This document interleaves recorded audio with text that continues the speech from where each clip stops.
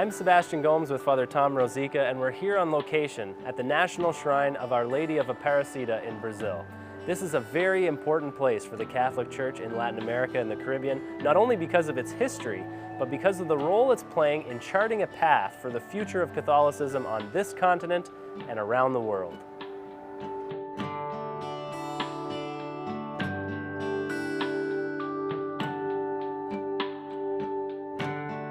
Housed inside this magnificent shrine, the largest Marian shrine in the world, is a small clay statue of the Blessed Virgin Mary.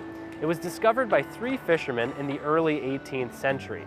Testimony of the statue's miraculous powers grew immediately and have continued. And in 1930, Our Lady of Aparecida was declared Queen and Patroness of Brazil.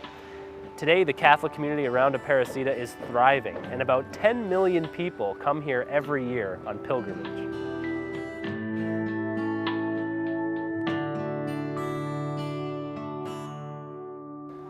Certainly when the name Aparecida is mentioned here in Brazil, it evokes immediately this magnificent shrine to the Mother of God, Our Lady of Aparecida.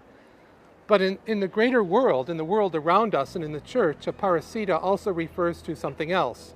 It refers to a very important meeting that took place in the year 2007, a meeting that brought together the heads, the bishops of the Episcopal conferences of Latin America, the 22 countries in Latin America, plus all of the Caribbean. And they gathered here over several weeks to really reflect on the future of the Church, on the present but also the future of the Church. And that meeting in 2007 was crowned by a visit of Pope Benedict XVI. That meeting produced a document called the Aparecida Document, a magnificent document, 100 pages, which really gives the impulse, the thrust, the vision, not only for the Church in this part of the world, but for the whole world. And also present, one of the real leaders of that conference, one of the architects of the Aparecida Document, was the then Cardinal Archbishop of Buenos Aires, Jorge Mario Bergoglio. The Aparecida Document stresses the notion of mission and acknowledges that the Church has become stagnant and complacent in many areas. That, according to the bishops, has to change. And the key elements for doing that are a renewed encounter with Jesus Christ, a preferential option for the poor, and a serious concern for creation and environmental issues. Now, here's an interesting connection. In many ways, this document foreshadowed the 2012 Synod on the new evangelization. In fact, many of the concluding propositions that the Synod Fathers gave to then Pope Benedict say similar things to Aparecida.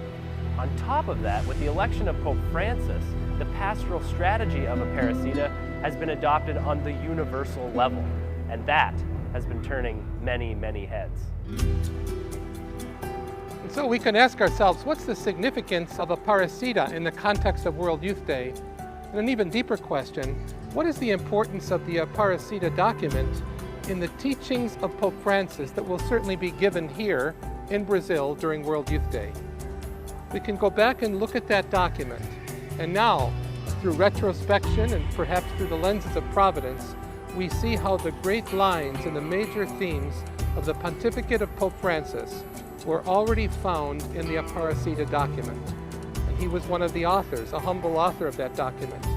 All of those major things that we've heard since March the 13th, 2013, a church that is poor, a church that's close to people, a church that wants to reach out to those on the periphery, on the borders, a church that's deeply concerned with all of those who have left and wants to reach out and welcome them back.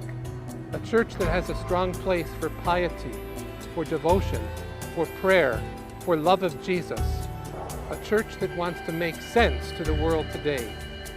And all of those great themes had a place here in Aparecida in the year 2007. So we would do well to go back and look at that document. It's long, 100 pages. But we can also watch the person of Francesco, of Pope Francis. Watch what he's doing, and you'll capture some of the flavor of this holy place in central Brazil.